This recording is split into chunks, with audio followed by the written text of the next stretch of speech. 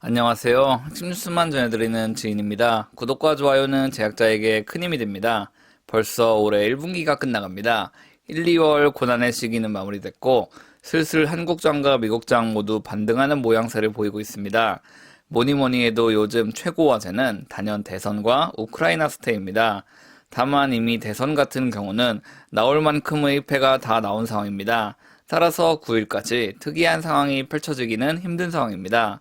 그렇기 때문에 저는 우크라이나 사태가 조선업계에 어떤 영향을 끼치고 있는지 이를 좀 더 심도 있게 살펴보려고 합니다. 조선업이란 결국 외부 발주사에 따라 업황이 좌우되는 산업이기 때문입니다.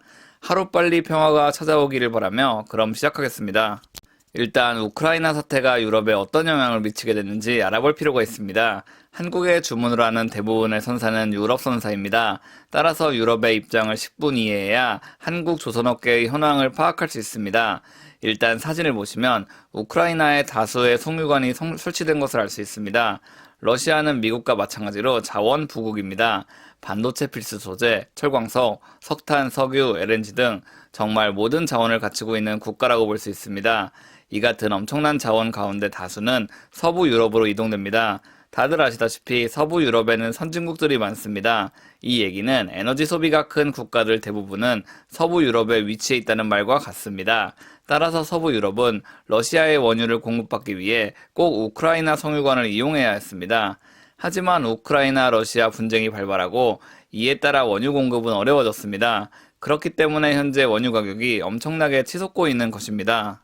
게다가 서부 유럽 최강 국가인 독일은 러시아로부터 직접 원유를 공급받기 위해 노드스트림 가스관 설치를 추진했습니다. 물론 이 라인의 건설을 담당한 기업은 러시아 국영기업 가즈프롬의 자회사입니다. 독일은 보다 안정적인 원유가스 공급을 위해 해당 파이프를 활용한 원유가스 공급을 매우 바랐습니다. 그런데 현재 우크라이나 사태가 터졌습니다. 그리고 이에 따라 해당 파이프를 운용하던 기업은 파산했습니다. 기업이 파산했다는 말은 노드스트림 운영이 불가능해졌다는 말과 같습니다. 즉 독일은 안정적인 원유 공급을 받지 못하게 됐다는 말이죠. 게다가 서부 유럽이 소비하는 원유가스 물량 가운데 약 40%는 러시아산 제품입니다. 즉 서부 유럽은 이미 에너지난에 휩싸였다고 볼 수 있습니다. 서부 유럽은 친환경 에너지를 앞세우며 다수의 화력발전소를 폐쇄했습니다. 지금은 대부분 친환경 에너지를 사용해 전력을 확보하고 있고 프랑스 같은 경우는 원전에 많은 역량을 쏟아부은 상태입니다. 하지만 현재까지 가장 친환경 중이며 경제적인 연료로 부각받고 있는 것은 LNG입니다. 그런데 러시아가 LNG 공급을 쥐락펴락하고 있기 때문에 서부 유럽 국가들의 불안감은 점점 커져가고 있다고 볼 수 있습니다. 지금에서 갑자기 오염물질 배출이 많은 화력발전소를 늘릴 수는 없기 때문입니다. 물론 LNG도 화력발전소의 일종이긴 하지만 오염물질 배출이 현저하게 적은 것으로 알려져 있습니다. 그렇다면 유럽은 앞으로 어떻게 LNG를 조달해야 할까요? 답은 정해져 있습니다. 세계 곳곳에서 추진되고 있는 LNG전 프로젝트로부터 LNG를 공급받는 게 현재 육로 공급보다 훨씬 안정적일 것입니다. 즉 앞으로 서부 유럽의 주된 LNG 공급 방식은 해상 운송이 될 것이라는 말입니다. 최근까지 수십 년 동안 유럽은 대륙으로 인식되어 왔습니다. 게다가 러시아라는 거대 자원 부국이 있었기에 서부 유럽은 상대적으로 자원 압박에 덜 시달려 왔죠. 그런데 이제 세상이 변화했습니다. 미국은 앞으로 서부 유럽 국가에 대량의 LNG를 공급하기로 했습니다.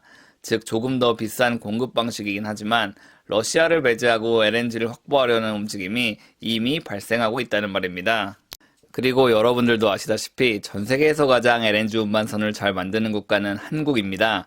이미 2021년 전 세계 발주 물량 중 89%를 차지해 엄청난 수주 능력을 과시했습니다. 이 같은 기조는 올해도 계속될 수밖에 없습니다.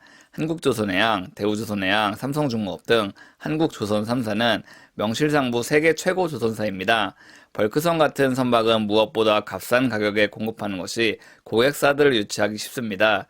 그러나 LNG 운반선 같은 경우는 무엇보다도 기술력이 가장 중요합니다. 아이러니하게도 유럽을 제외하면 한국은 그간 러시아와 많은 물량의 LNG 운반선을 공급해왔습니다. 특히 LNG 운반선 중에서도 쇠빙 LNG 운반선을 공급해왔죠. 쇠빙 LNG 운반선은 일반 LNG 운반선보다 선가도 높고 제작하기도 힘듭니다. 서부 유럽은 이 같은 한국의 기술력을 누구보다도 잘 알고 있습니다. 왜냐하면 조선 3사가 사용하고 있는 건조 기술 가운데 다수는 유럽 기업이 특허를 가지고 있기 때문입니다. 물론 특허를 가지고 있는 것과 제조 기술력을 가지고 있는 것은 엄연히 다릅니다. 따라서 선박 건조 최강국은 자타공인 한국이고 유럽 선사들은 앞으로 한국 조선사에 더욱 많은 물량을 발주할 것으로 예상됩니다.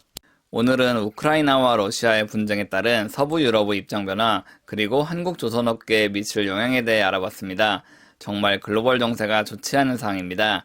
이 같은 분쟁이 하루빨리 마무리돼 피해 인원이 최소화되면 좋겠습니다.